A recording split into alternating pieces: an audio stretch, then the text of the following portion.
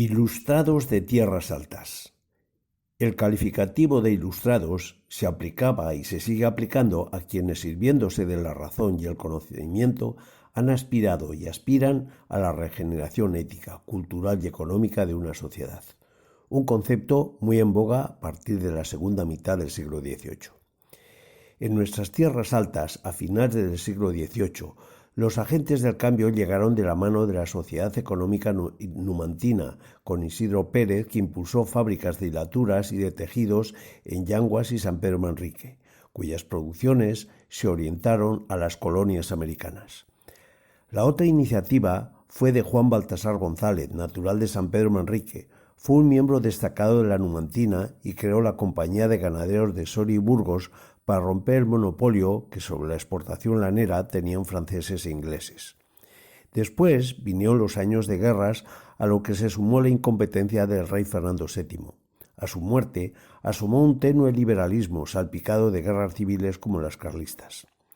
En esos años, mientras en Europa florecían las ciencias experimentales, España era un país atrasado con un 70% de analfabetos.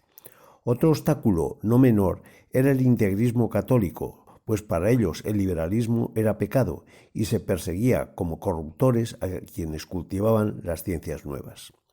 En este contexto de máxima efervescencia surge la figura de don Julián Sanz del Río, nacido en Torrearévalo en 1814, que contribuyó a transformar el panorama cultural. Su madre lo envió caminando a Córdoba en busca de un tío canónigo de la catedral.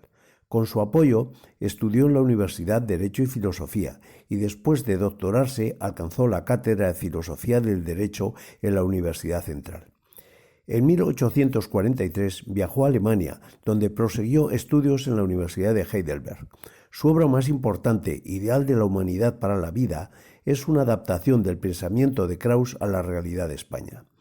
En ella habla de la necesidad de la educación y la integración de la mujer en régimen de igualdad. Apuesta por la cultura, por un racionalismo liberal, para él compatible con sus firmes creencias religiosas. Defiende el espíritu de tolerancia y la fraternidad entre las naciones y los seres humanos. Estas inquietudes y su compromiso ético y social le trajeron sinsabores, incluida la expulsión de la cátedra, aunque fue repuesto un año después. Finalmente muere en 1869 en medio del aprecio de aquellos a quienes dolía el atraso de España.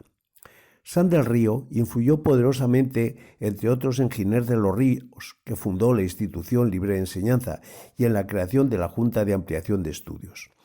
La institución fue el modelo que tomó la Segunda República para su reforma educativa y las misiones pedagógicas. La Junta de Ampliación de Estudios posibilitó que científicos e intelectuales españoles tomaran contacto con la ciencia y la cultura europea. De este movimiento regeneracionista emergieron figuras como Ramón y Cajal, Machado, Lorca, Buñuel y Severo Ochoa.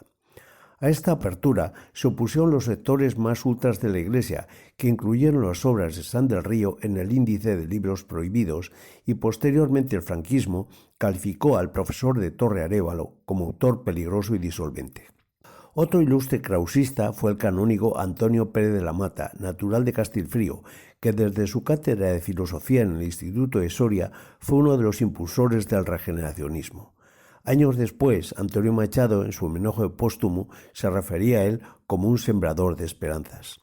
En este ambiente renovador surgieron otras iniciativas promovidas por los hermanos Epifanio Ridruejo Barrero y su hermano Bernardino, nacidos en San Andrés, creadores primero de la Asociación Mercantil e Industrial y la Cámara de Comercio de Soria para fomentar la agricultura, la industria y el comercio. Esta ola modernizadora llegó también a San Pedro Manrique con la luz eléctrica en la temprana fecha de 1912 debido a la iniciativa de don Leandro Aragón.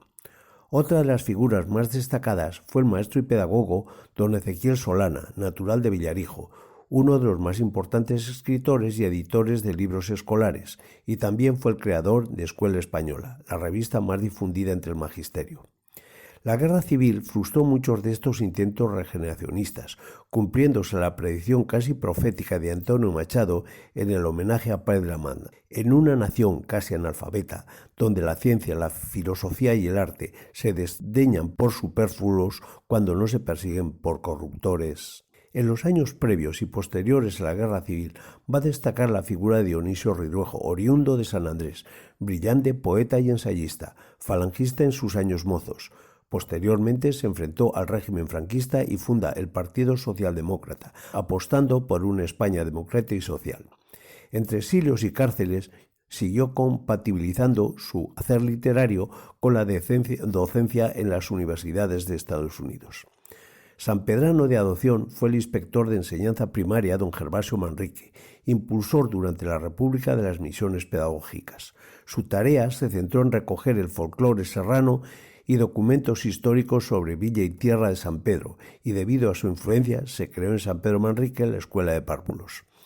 Desde su discreción, otra figura notable fue el maestro de Matasejún, Saturio Barrero, que por la tarde daba clase a los pastores con el mandato de que cuando estuvieran en el sur enseñaran a leer y escribir a extremeños y andaluces tan necesitados del saber. A él se debe el rescate de una parte considerable de la historia de Villa y Tierra de San Pedro. En la actualidad son numerosos los científicos, médicos, cineastas, empresarios y hombres de letras de la sierra que han destacado en el mundo del saber, pero por razones obvias no vamos a poder mencionarlos